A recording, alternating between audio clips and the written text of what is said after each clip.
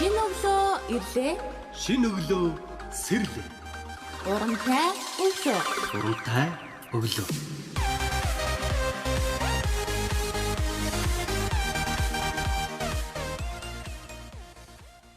Өглөөний мэндүргийн эрхэм мөндөд сонсогчдоо лав гарагийн урамтай өглөө нэвтрүүлэг эхэлж байна. Энэ удаа Япон улсад эрчим хүчээ хэрхэн хэмнэдэг тухай мөн бид эрчим хүчээ хэрхэн хэмнэж болох талаар зөвлөгөө мэдээлэл өгөхөөр бэлтгэлээ.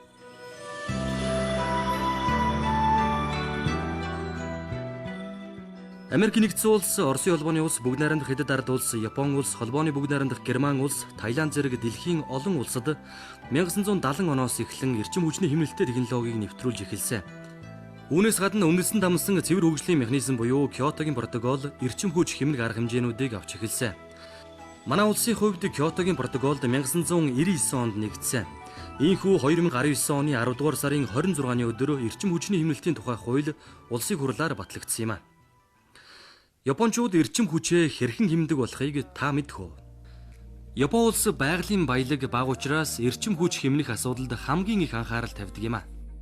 Улс орны нийт эрчим хүчний 18%-ийг нь өөрийн хүчин чадлаар үйлдвэрлэдэг, нефтээс гарган авдаг энерги нь 49% бөгөөд түүнийхээ 89%-ийг 2000 км хол Арабын орнуудаас 20 өдөр тээвэрлж өгж авч ирдэг байна. Японы засгийн газраас байгаль орчныг хамгаалах шинэ технологи нэвтрүүлсэн үйлдвэр аж ахуйн нэгжүүдийг дэмжих зорилгоор эко оноо урамшууллын систем нэвтрүүлж эхэлсэн юм. Цахилгаан хэмнэдэг агаарын бохирдол гаргадаггүй шинэ бараа худалдан авсан иргэдэд эко урамшууллын оноо бас өгдөг юм а. Нэг оноо нь 1 йен, барааны төрлөөс хамаарч агааржуулагч 6000-аас 9000, хөрөгч 3000-аас 100000, зурагт 6000-аас 36000 оноо байна. Хэрв авсан бараагаа хуучрахаар нь хог дээр гаргаад хайчгалгүй, үйлдвэр дэлгүүрт нь буцаан тушааваас нэмэлт 3000 оноо авдаг байна. Эко оноогоо цуглуулад бараа худалдан авч болох бөгөөд мөнгөө цахим хэлбэрээр болон бэлнээрч авч болдог. Дэлгүүрт оронгууд бараан дээр тухайн бүтээгдэхүүний эко үнэлгээг 5 одны системээр тэмдэглэсэн байдаг байна.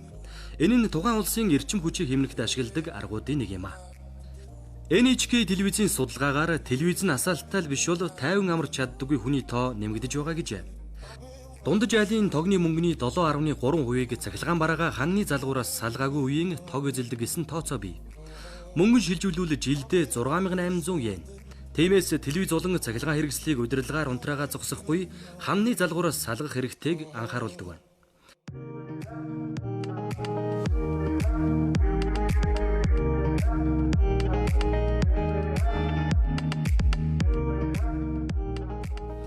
Тэгвэл гадны орнуудын адил бид эрчим хүчээ хэрхэн хэмнэж болох вэ?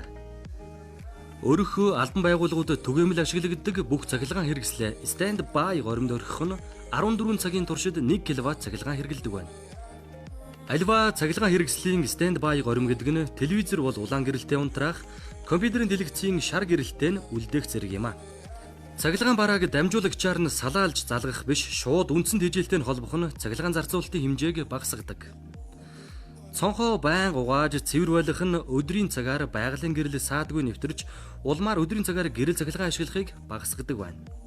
Албан тасалгаа бусад өрөөнөөс гарахтаа гэрлийн унтраасан эсгээ байнга шалгах, цахилгаан бага хэрэгэлдэг чийдэн сонгож байх, гэрлийн чийдэн гэрэлтүүлэгчийн хэсгийг тогтмол цэвэрлэж байх нь гэрлийн тусгалыг бууруулдаггүй.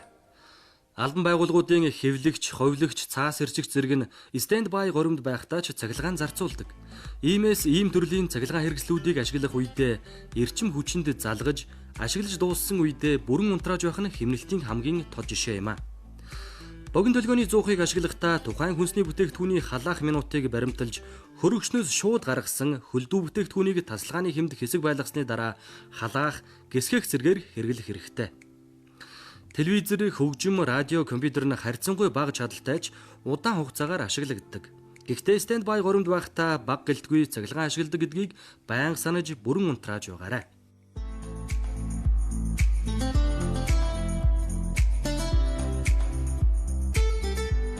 Ахуйн хэрэглээнд бол халуун зүйлсийг шууд хөрөгч нь хийхгүй байх. Хөрөгчөө байнга цэвэр байлгах.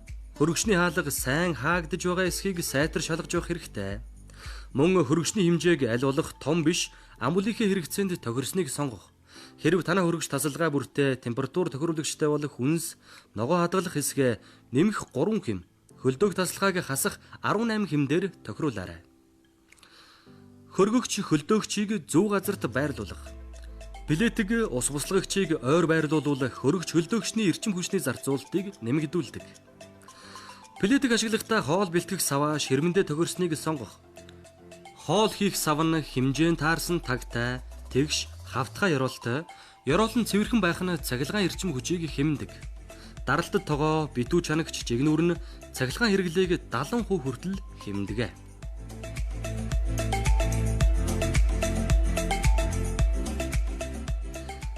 Эндүүдэх хувцас хэрэглэлээ нэг дор эндүүдэх. Ингэхдээ материалын онцлогийн дагуу эндүүнийхээ хэмийг тохируулах хэрэгтэй.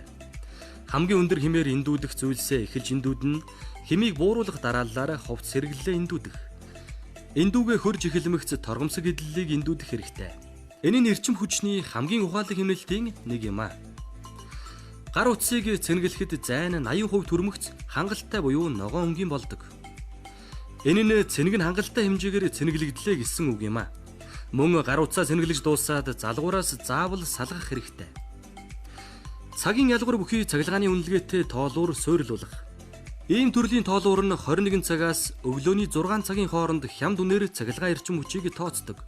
Ийм тоолуураар цахилгаанаа тооцуулснаар эрчим хүчний хэрэглээний төлбөрөө 20-с 25%-аар бууруулах боломжтой.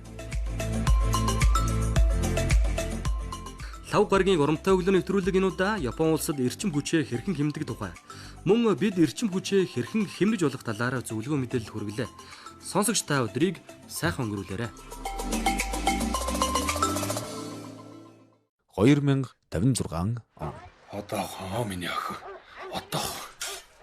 Аава, гэртээ харъя л да, олдохгүй юм байна. Би ядраад байна. Эндээс олдохгүй бол хоёулаа хуучин цэвэрлэх байгууламж руу явна. Тэнд заавал байх ёстой. Бохирч гэсэн.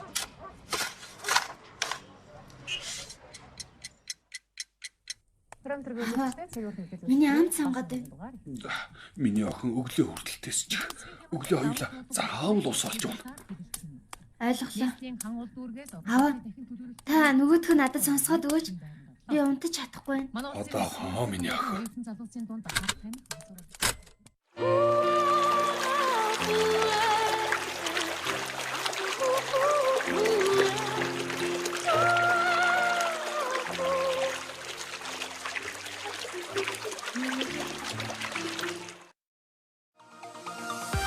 Шинэ өглөө ирлээ. Шинэ өглөө сэрлээ. Урамтай өглөө. Уруутай өглөө.